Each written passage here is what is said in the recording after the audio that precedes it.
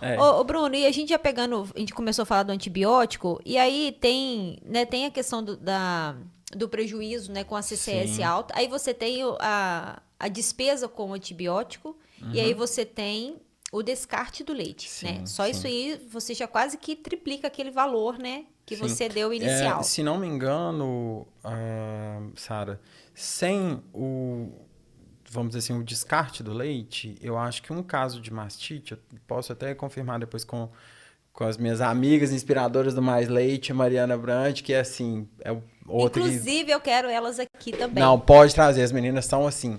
Ela e a Pamela e as meninas da equipe são fantásticas. É, se não me engano, que elas passaram outro dia sem os gastos com o de Sem o descarte, sem descarte. o descarte, se não me engano, é R$ 450, mais ou menos, que ficaria um caso de mastite aí. Isso contando Simples, né? só simples.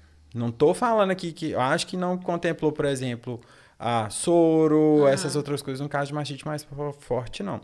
Então, calculem R$ 450 que tá mão de obra, a produção do animal que caiu, os medicamentos, tudo. É uma parcela bem, bem considerável.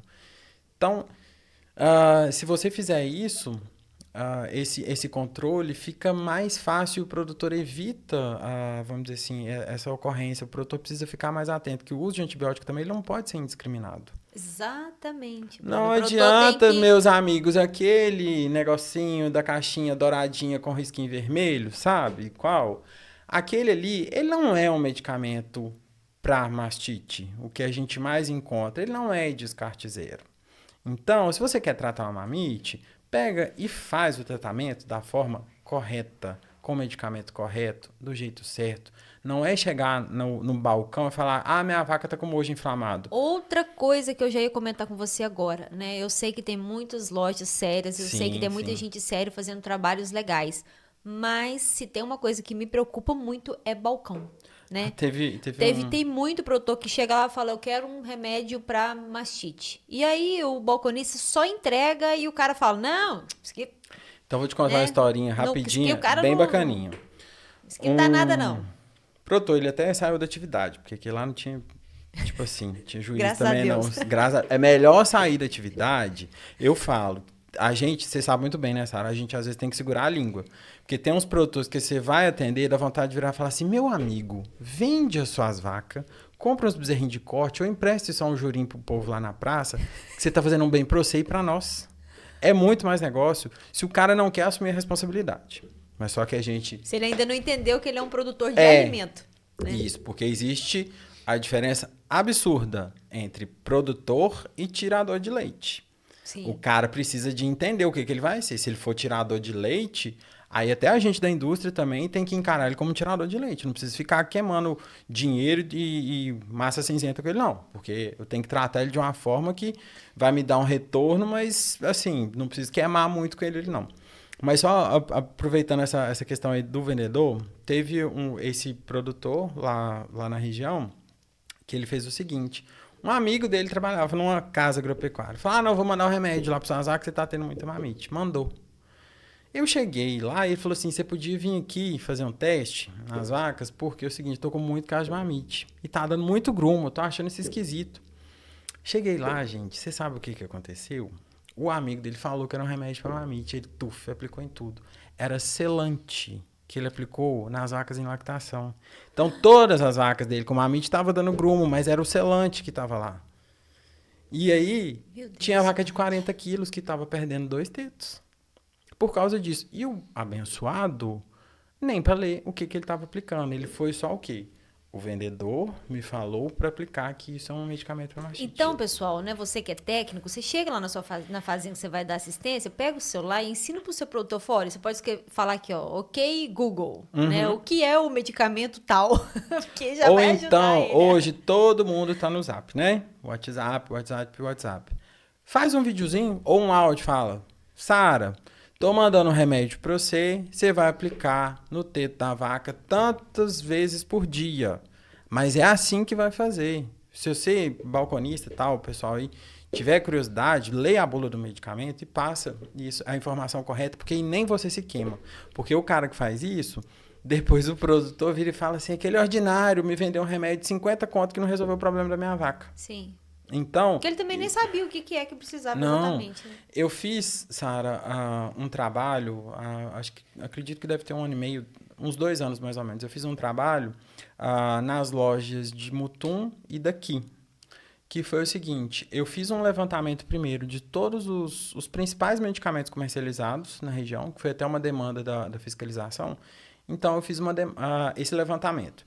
Cheguei nas lojas e perguntei: o que você vende mais para mamite? Ou mamite ou qualquer outra infecção? Ah, esse. Anotei os nomes, peguei os princípios ativos, porque isso serviu de embasamento para eu escolher os testes que eu faria na recepção lá do laticínio. Beleza. Junto com isso, eu já fiz um contato com as lojas que depois eu voltei fazendo uma espécie de treinamento das equipes. Então, lojas grandes lá de Mutum e aqui de Ipanema receberam essa visita do laticínio, independente se eu estou no Mutum Milk, independente. Isso vai ser benéfico para a cadeia toda. Sim. Então, eu fiz esse treinamento em algumas lojas, deixando essa orientação. Olha, toda vez que você for vender um medicamento para o produtor, alerta ele sobre o período de carência, que ele precisa descartar o leite, que ele precisa marcar esses animais, que ele precisa separar.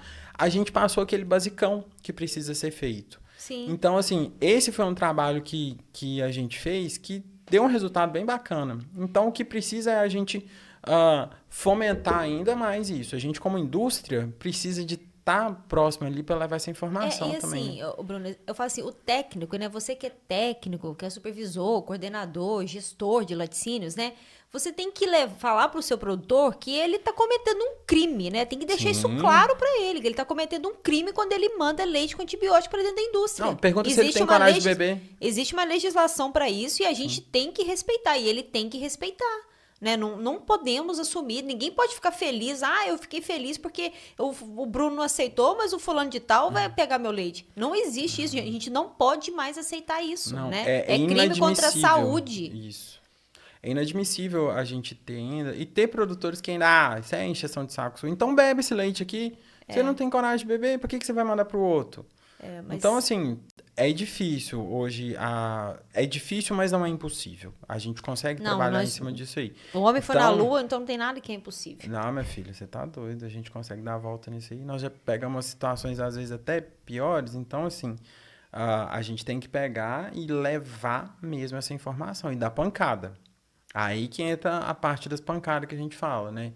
Que é de virar e falar assim, então você tem coragem de tomar uma caneca desse leite aqui? Você acha que você está fazendo muito bonito? Você sabe quais são as duas principais faixas etárias que consomem leite? Que são crianças e idosos? São as pessoas que têm uma saúde forte? Não é. Então, por que você vai fazer isso? Você quer que a sua filha tenha alergia a um tipo de antibiótico aqui que depois, se ela gripar, por exemplo, você não consegue tratar?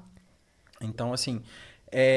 às vezes... esse tanto de resistência, esse monte de antibiótico que a gente tem hoje, nem isso. Fala, coisas... Eu, por exemplo, olha só que curiosidade assim, que afeta. Eu sou alérgico a um tipo de antibiótico. Eu descobri isso um dia que eu estava com uma inflamação de garganta, fui no hospital e aí o médico me aplicou um antibiótico. Ela falou, não, esse aqui é bacana, porque eu sou meio, assim, drástico no meu tratamento. É papum, tem que ser rápido.